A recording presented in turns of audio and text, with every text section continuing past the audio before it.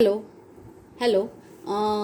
यहाँ जिनका सेमेस्टर 6 है और मेन हिंदी है उनके लिए एक प्रश्न बनता है। चीनी फेरी वाला का संक्षिप्त परिचय देकर उसका चरित्र चित्रण कीजिए अथवा स्मृति की रेखाएं के आधार पर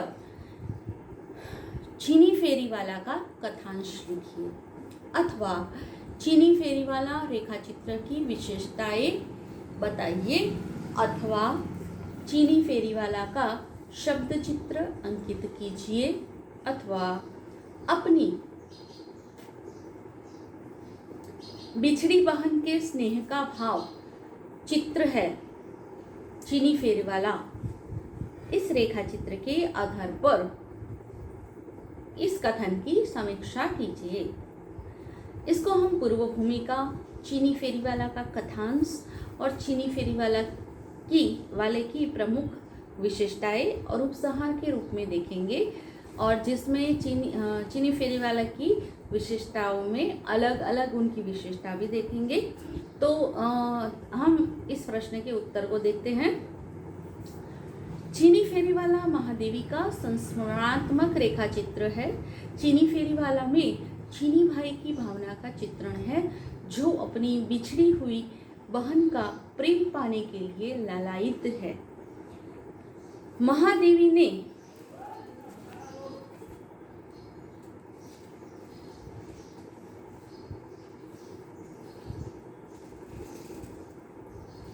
यहाँ पर चीनी भाई की समानता युक्त आकृति का वर्णन किया है और उसके गुण दोष पर भी प्रकाश डाला है और इसके चरित्र को भावनामय बनाने का प्रयत्न किया है। चीनी फेरी वाला का कथांश देखते हैं। तो स्मृति की रेखाएं महादेवी वर्मा का संस्मरणात्मक रेखा चित्र है।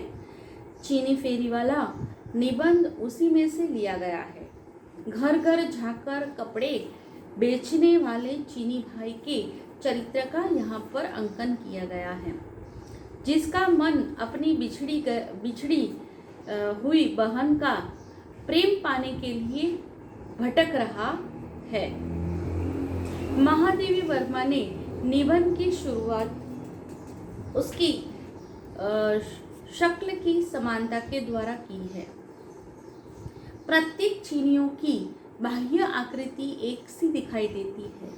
इसी वजह से एक दूसरे चीनियों को अलग करके पहचान पाना संभव नहीं होता। फिर भी एक चीनी फेरी वाला निबंधकार की दृष्टि में अपनी अलग और विशिष्ट पहचान बना ली है। उसका वर्णन यहाँ पर किया गया है। समतल मुख, तिरछी अधकुली और विरल भूरी मरूनियों वाली आंखें, अतीत को देखकर आंखों को देखकर ऐसा लगता है कि सब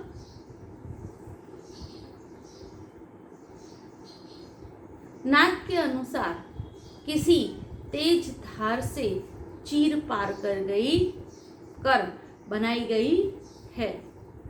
पीला वर्ण सुख पत्ते की समानता रखता है। पीला वर्ण सूखे पत्ते की समानता रखता है। ऐसा है चीनी भाई। एक बार बाहर से आती हुई महादेवी से प्रथम बार मुलाकात एक चीनी फेरी वाला से हो जाती है। उनके मुख से पहले मैम साहब का संबोधन सुनते ही लेखिका को गुस्सा आया और कहा कि हमें कपड़ा नहीं चाहिए। ऐसा सुनने पर चीनी फेरी वाले को बहुत दुख हुआ। उसने अपने वाक चातुर्य के द्वारा कहा कि अपना कपड़ा शुद्ध चीनी है, विदेश का नहीं। निगाहें उठाकर लेखिका ने पूरे इत्मीनान से देखा और अपनी आवाज में थोड़ी सी नमी लाकर कहा, भाई मुझे कुछ नहीं चाहिए। भाई का दुलार युक्त शब्द सुनकर चीनी वाला खुश हो गया और कहने लगा, अपने भाई आपने मुझे भाई कहा, आपको कुछ रखना ही पड़ेगा। इसके अनुग्रह पर महादेवी ने 2 मेजपोश खरीदे ताकि वह वापस न आए, मगर फिर 15 दिन के बाद वह कुछ नया सामान लेकर आ गया। इस प्रकार आत्मीयता बढ़ी और आना जाना शुरू हुआ। वह दूसरी बार आता है तो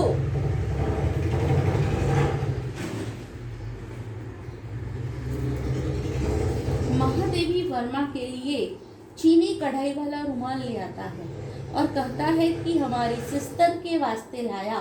फिर महादेवी को खरीदना पड़ा। इसी प्रकार समयानुसार महादेवी के पास आकर बर्मी, चीनी और हिंदी तीनों को मिलाकर अपने अतीत की कथा भी सुनाने लगा। उसकी दर्दनाक भावयुक्त संवेदना से भरी हुई करुण कथा से लेखिका बहुत प्रभावित हो गई और चीनी फेरीवाला की बहन बन बैठी। फिर लेखिका ने चीनी फेरीवाला की पूर्व कथा स्मृति के रेखाचित्र के माध्यम से यहाँ वर्णित की है। चीनी फेरीवाला के माता पिता ने मांडले में आकर चाय की दुकान खोली थी। तब उनका जन्म नहीं हुआ था, मगर माता उनको जन्म देकर और 7 वर्ष की छोटी सी बहन को छोड़कर चल बसी। पिताजी ने अन्य बर्मी चीनी महिला से दूसरी शादी कर ली। चीनी फेरीवाला जब 5 साल का हुआ तो पिता ने भी फानी दुनिया छोड़ दी। फिर दोनों भाई बहन विमाता के अधीन हो गए। विमाता उन्हें कष्ट देने लगी। भाई बहन एक दूसरे के प्रेम के द्वारा विमाता का कष्ट सह लेते थे। आखिर ऐसा मनहूस दिन आया कि व्यभिचारिणी माँ उसकी छोटी सी बहन को वेश्यावृत्ति अपनाने के लिए जोर देने लगी। इनकार करने पर कई प्रकार से दुख देने लगी। फिर अंत में विवश होना पड़ा और उसकी बात को मानना ही पड़ा। सारी रात बाद जब बाहर से आती तो विमाता उसके हाथ में से बटुआ छीन लेती। ऐसी स्थिति में वह दिन प्रतिदिन दुर्बल और कमजोर होने लगी। फिर अंत में न जाने एक दिन रात को बाहर गई, फिर कभी वापस नहीं आई। छोटे बच्चे ने बहन को खोजने की बहुत कोशिश की, परंतु उनको सफलता न मिली। बहन के बिना भाई घर में कैसे रह सकता और वह भी गलियों में इधर उधर भटकने निकल पड़ता। भटके अचानक एक जेब कतरों के गिरोह में फंस गया। फिर इस गिरोह ने उनको तरह तरह के संकेत करना, हंसना, रोना आदि का अभिनय सिखाना प्रारंभ किया। हमेशा पड़ने वाले दुख से उनकी हंसी छीन गई और अगर कोई भूल करता तो मार भी खाने पड़ती थी। रोने का अभिनय अच्छा होता तो उसको तोहफे में पीछे से लात पड़ती थी। खाना सबका जूठन मिलता था। वह इस गिरोह से परेशान उठा। इसकी किस्मत अच्छी थी कि जिस गिरोह में था उसकी शिक्षा संपूर्ण होने पर उसकी मुलाकात पिताजी को पहचानने वाले एक कपड़े के व्यापारी से हो गई। व्यापारी मुझे उनकी दुकान पर ले गया और अपना कपड़ा बेचने का व्यापार सिखाने लगा। वहाँ पर भी कपड़े बेचने के साथ साथ ग्राहकों को ठगने का, उल्लू बनाने का हथकंडे सिखाए गए।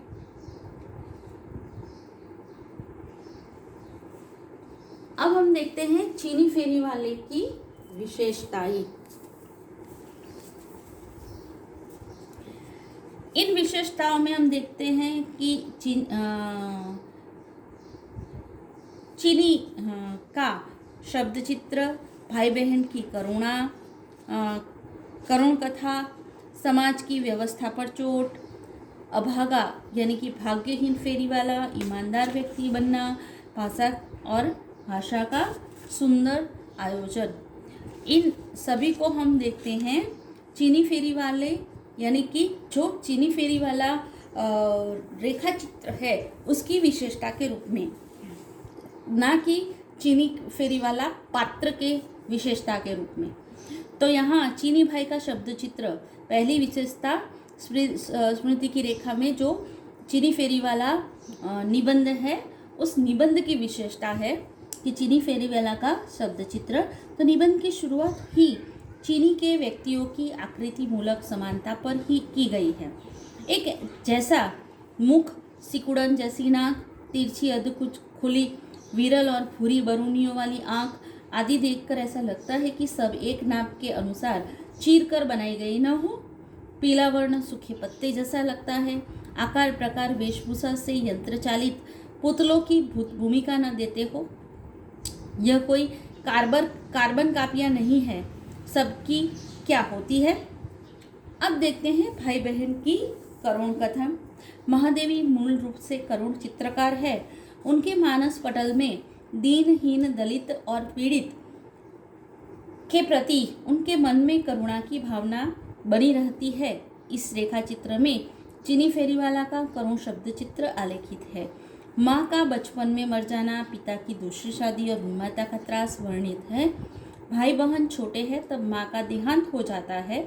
पिता भी चल बसते हैं। विमाता के द्वारा बहन को वेश्यालय की ओर धकेल देना, घर छोड़ देना आदि घटनाएं कितनी करुण हैं। भाई बहन की करुण कथा पढ़कर पाठकों की आंखें भी नम हो जाती है। कपड़े की दुकान में काम करते करते अपने मालिक के साथ 2 साल तक कलकत्ता में रहा। फिर अपने दोस्तों के साथ इलाहाबाद की ओर आ गया। सुबह से लेकर दोपहर और शाम 6 बजे तक कपड़े की फेरी करता रहा। अपने जीवन की 2 ख्वाहिशें थी, एक बहन की खोज और दूसरी ईमानदार सच्चा इंसान बनकर जीने की। वह हर हमेश खुदा से, ईश्वर से प्रार्थना, भगवान बुद्ध से निवेदन करता कि वह अनुकृपा करके अपने को बहन से मिला दे। साथ साथ सच्चा और ईमानदार व्यक्ति भी हो गया था। वह कई बार महीनों तक बाहर चला जाता और फिर अपने मूल स्थान पर लौट आता। इसकी इस आदत को लेखिका सब समझ चुकी थी। मगर एक दिन आया और बड़े प्रेम से, अनुग्रह से महादेवी से निवेदन किया कि अगर आप एक साथ सभी कपड़े खरीद ले तो वह अपने मालिक का कर्ज चुकाकर अपने देश चीन चला जाए। चीन से उनको बुलावा आया है। निबंधकार ने उसके कपड़े पैसों का इंतजाम करके खरीद लिए। चीनी भाई ने चलते समय अपने लोहे का गज निशानी के रूप में महादेवी के पास रख गया। महादेवी उस गज को, कपड़ों के थान को देखकर आज भी उस व्यक्ति की व्यथा को, कर्म को याद करती है। जब कुछ समझदार हुआ तो पुनः अपनी बहन की तलाश शुरू की, मगर उनमें उसे सफलता न मिली। न जाने वह जीवित थी या मर गई थी। विमाता ने भी दूसरा विवाह कर लिया था और दूर निकल गई थी। इस प्रकार बहन के खोजने का रास्ता बंद हो गया था। विमाता के द्वारा अत्याचार करना पाठकों के मन में नफरत की भावना भर देता है। पाठक का मन उसको धिक्कारने लगता है। अपने ऐशो आराम के लिए सौत की लड़की को वेश्यावृत्ति के लिए बाध्य करती है। उस स्त्री को क्या संज्ञा दी जाए, कैसी पतित होगी। अब हम देखते हैं समाज की व्यथा पर चोट। लेखिका ने हमारे समाज की कमजोरियों का चित्र खींचा है। अनाथ मजबूर बच्चों को साथ जेब काटने वाले गिरोह पर व्यंग्य किया है।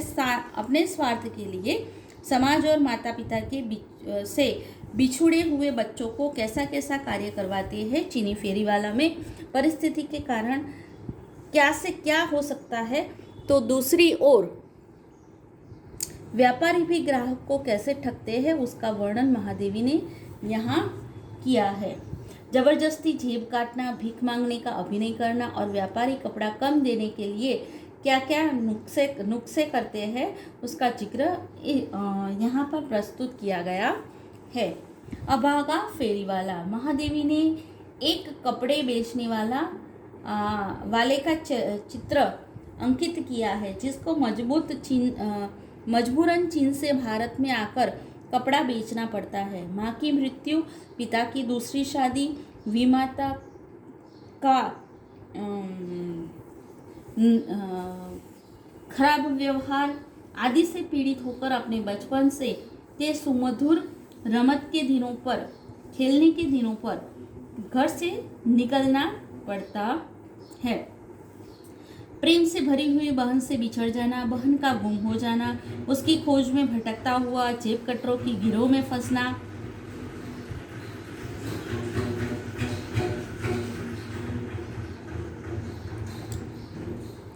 पिता के परिचित कपड़े के व्यापारी से मुलाकात, कपड़े बेचने के लिए फिर भारत भूमि पर आना, अचानक महादेवी से मुलाकात और लेखिका में अपनी बहन को खोजना, भाई बन जाना, फिर अपनी बहन का प्यार लेखिका से मिलना आदि प्रसंग देखने के से यह ज्ञात होता है कि फेरीवाला को करुण हृदय धावक जीवन गाथा का सजीव प्रतिबिंब मिलता है, लेकिन मूल रूप में हमें मानव समाज के घिनौने रूप का दर्शन देखने को मिलता है।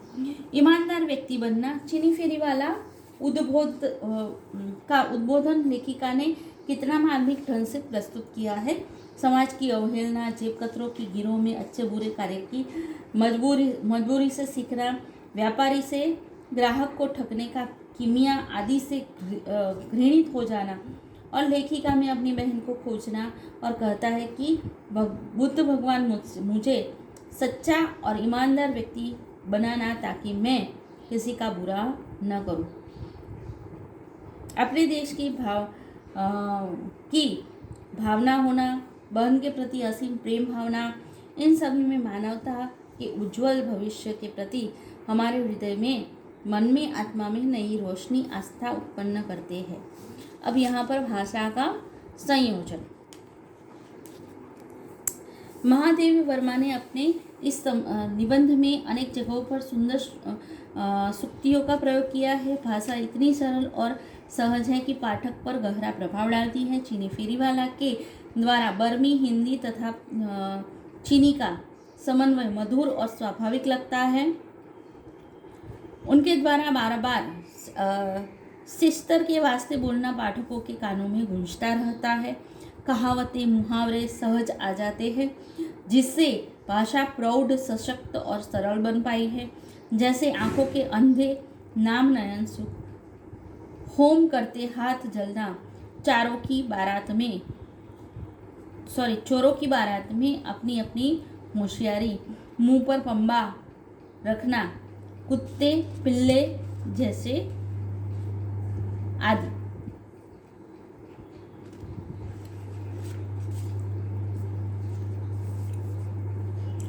अब हम देखते हैं चीनी फेरीवाले का चरित्र चित्रण, जिसमें उनका बचपन, बुरे व्यक्तियों के हाथों पड़ना, लेखिका के साथ मुलाकात, समझदार व्यक्ति, परिस्थितियों का दास आदि विषयों पर बात की गई है।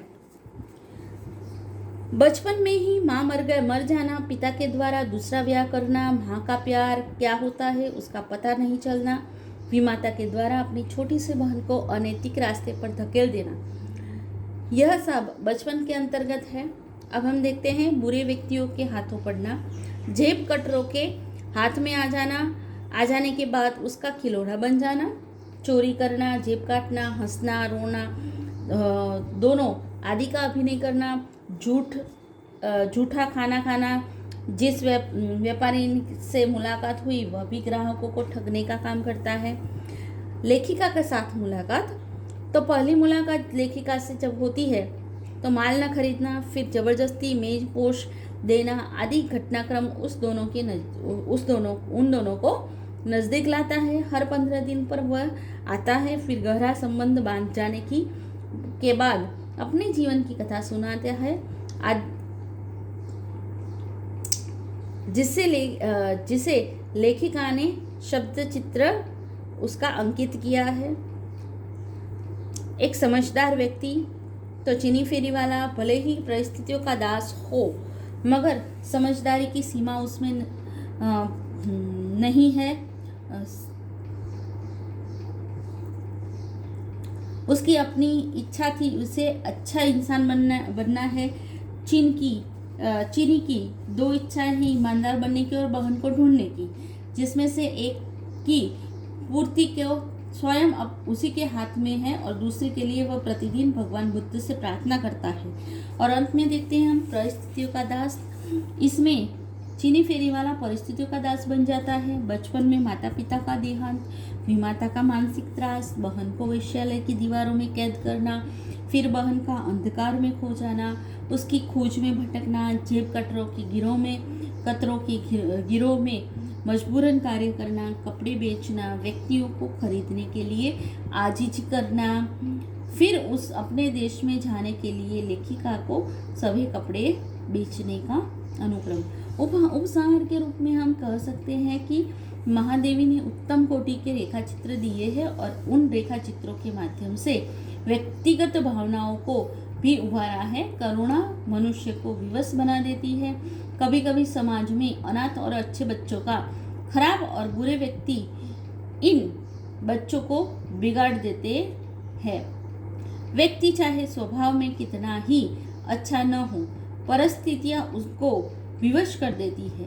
मनुष्य परिस्थितियों का दास बन जाता है। चीनी फेरी वाला ईमानदार और सच्चा देशभक्त है, लेकिन परिस्थितियां उसे बुरे कर्म करने के लिए विवश कर देती है। यह प्रश्न यहाँ पूर्ण हुआ।